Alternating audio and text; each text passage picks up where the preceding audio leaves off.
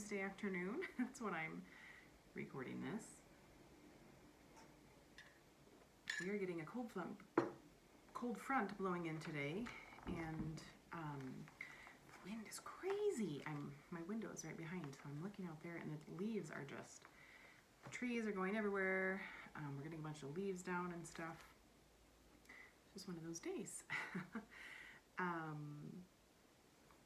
We are here to do the next segment in our Seamless Bible study, learning the story of the Bible from Genesis to Revelation.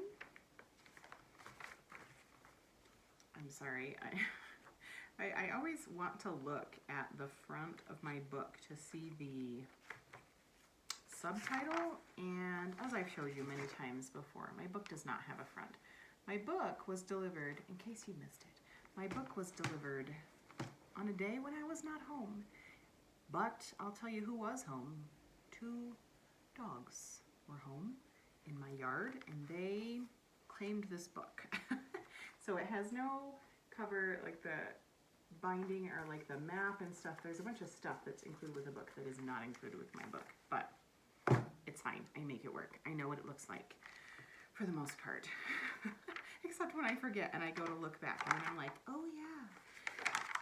Anyway, Seamless, the Bible as one story from Genesis to Revelation. It's something like that. If those are not the exact words, forgive me. Angie Smith. I don't even have the author right here. I'm sure it's Angie Smith. I feel fairly sure. I feel 90% sure that the author is Angie Smith. Oh goodness, this is already going to be an excellent day. Let's review. My chart's getting all beat up too. This is the chart that we are working our way through. Don't be peeking ahead. It's coming out. We have gone through the beginning, the patriarchs, the Exodus and the Promised Land. We are now on the kingdoms and the prophets. And we have been talking for the most part about the United Kingdom so far in that section, the kingdoms and the prophets, and that is this first icon, the little single crown. You can see over here the crown gets broken. That will be the divided kingdom. Oh, nice nail polish. Don't pay attention to my nail polish. I'll point like this. United Kingdom, that's where we are. The temple, we're briefly talking about the temple, and then on to the divided kingdom. We'll finish up with the exile and the return. So we left off last week with David, an old man, is passing on his kingdom to his son Solomon. He's giving him his farewell speech, charge, isn't that what they called it at graduation? Charge to the class. This is kind of like David's charge to the class, only the class is his son and he's going to be the king. So that's a high pressure kind of class. 1 Kings 2, 1 through 4. The Bible says, "Now the days of David drew nigh that he should die. And he charged Solomon his son, saying, I go the way of all the earth. Be thou strong, therefore, and show thyself a man, and keep the charge of the Lord thy God, to walk in his ways, to keep his statutes and his commandments and his judgments and his testimonies, as it is written in the law of Moses." And he goes on. He's just telling him, it's up to you now. Do it right. Follow God. Don't turn aside. And we see from the following account of Solomon's life that he started out great. He started out being offered one request from the Lord, and he requests wisdom. Basically, he tells God, I don't have a clue what I'm doing. Can you please show me how to do this thing? Remember that he's been given a super chaotic kingdom. All kinds of crazy stuff was happening in the land of Israel, and David's had multiple people try to kill him and take the throne from him, and now Solomon's like, what am I doing? So his request from God is for wisdom, and God says, excellent request. This is all in 1 Kings 3 if you want to read more details about that. God tells him, because you asked for wisdom and understanding, and you did not ask for riches, for honor, for great fame, God tells him, I will grant your request, but I'm also going to give you the other things. And we do see that Solomon's kingdom was magnificent. He did build the temple. Remember that David had wanted to build the temple, and God told him that a temple will be built, but it will be your son, not you, who builds it. Solomon did build it. It was magnificent. Solomon had a widespread reputation for wisdom and for fame and wealth and luxury and all that stuff. People came from all around to see the structures that he built and to see the temple and to hear his wisdom. And there are several examples in the Bible given of Solomon using his wisdom and his discernment to decide difficult questions and things. But remember how in 2 Samuel, we read the first 10 chapters and they were about David, Solomon's father, and they were all great. And then we hit chapter 11 and we see, ooh, David has an affair. Today, it may not even have been called an affair, honestly. We don't know how much say Bathsheba had in this. The Bible just doesn't tell us. Well, 1 Kings, the first 10 chapters, more or less, tell us about Solomon, and then we get to chapter 11 again, and we see a turn in the story. So if you look at 1 Kings chapter 11, again, just starting at the beginning, verse 1, but King Solomon loved many strange women. Strange is referring to foreign. It's not referring to weird or interesting, as I always used to say in college. Interesting.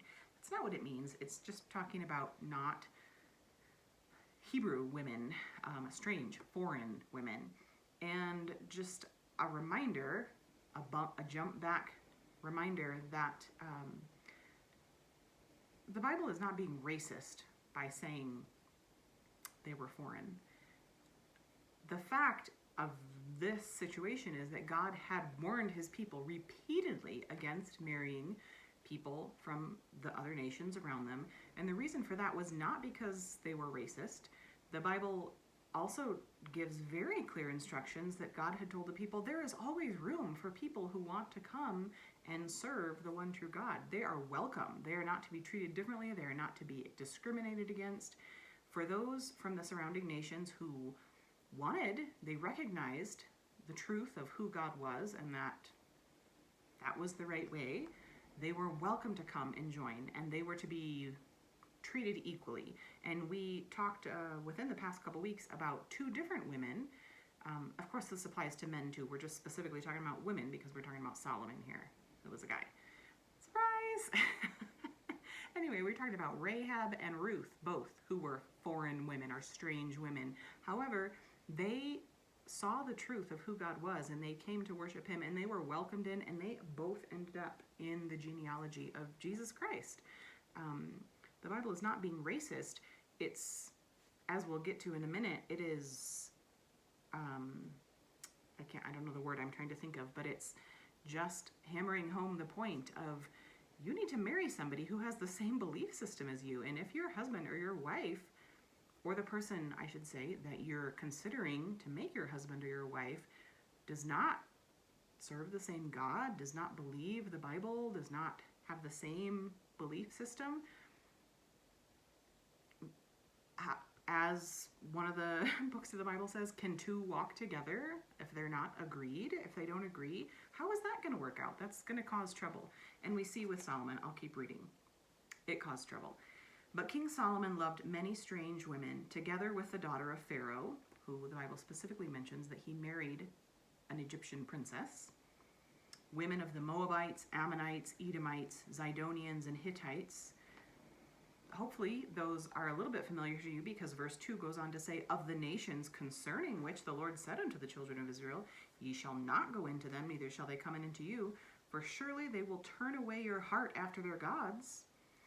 Those nations, the ones from the lands around Israel that they were specifically warned against, not intermarrying with them, specifically for the reason this whole faith system or belief system, it doesn't match up. How are you going to be that close with someone when you disagree with them? Something's going to have to give. It's not a wise choice. But we see that the end of verse 2 says, Solomon clave unto these in love. Clave, or grabbed hold of them in love. And he had 700 wives, princesses, and 300 concubines. A concubine is like an unofficial wife, more or less. We do not have, in Western culture, a modern day concept of a concubine. There may be places in the world where there is something like that. It was an official position, an official, what do you want to call it? An official relationship, but it was not the same thing as a wife. It wasn't as high up in status as a wife was. So he had 700 wives, 300 concubines, and his wives turned away his heart. 1 Kings 11:3 specifically says they turned his heart away. For it came to pass, when Solomon was old, that his wives turned away his heart after other gods, and his heart was not perfect with the Lord his God, as was the heart of David his father. And then it goes on to mention Solomon went after Ashtoreth, the goddess of the Zidonians, and Milcom, the abomination of the Ammonites. And Solomon did evil in the sight of the Lord in his older days. He built high places where they worshipped these false gods. What? Solomon, what? The wisest man who ever lived, and you did what? He allowed his wives to worship their gods, and he ended up being drawn in with them. Culturally, there's something certainly to be said for, honoring your heritage and your culture. But faith is something that's very deep and very, I don't know the word I'm looking for. I'm struggling with words today. But it affects you. And you cannot, I don't know.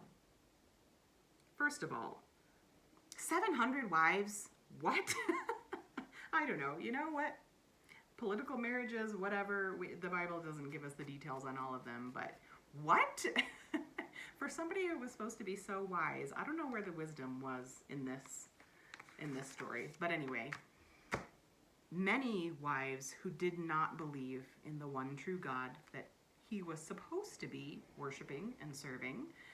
Hear, O Israel, the Lord our God is one Lord, and thou shalt love the Lord thy God with all thy heart, all thy soul, all thy mind, and all thy strength.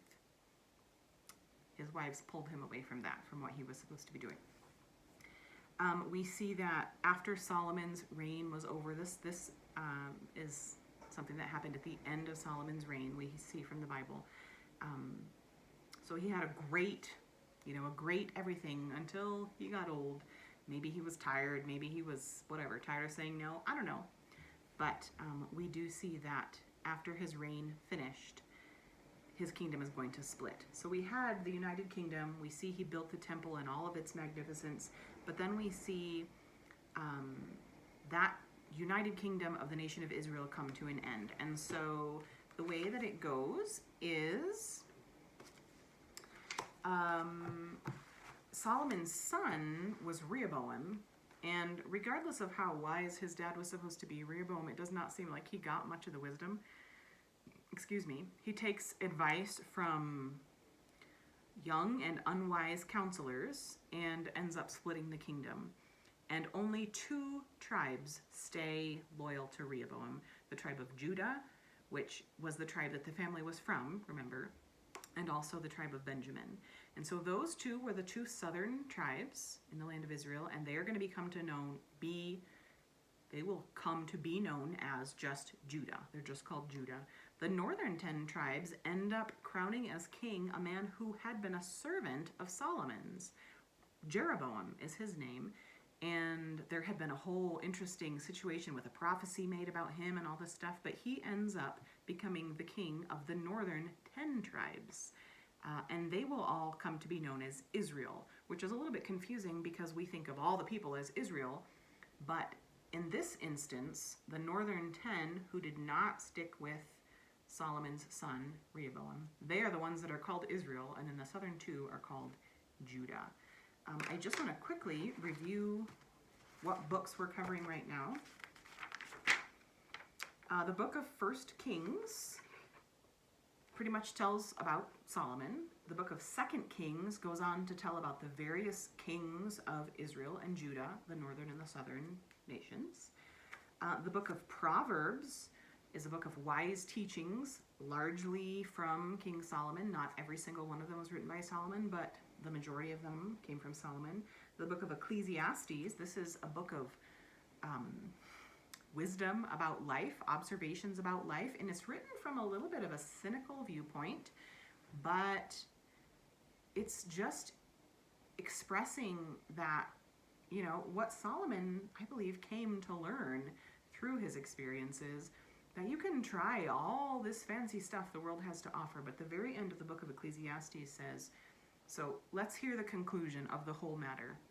Fear God and keep his commandments, for this is the whole duty of man, is how Ecclesiastes 12 wraps up the book. It's just, you know, there's so many things you can do, you can try, but they really don't satisfy. Really the big thing is God. And so that's the book of Ecclesiastes, written by Solomon. And then we have a book called the Song of Solomon. Some Bibles call it the Song of Songs.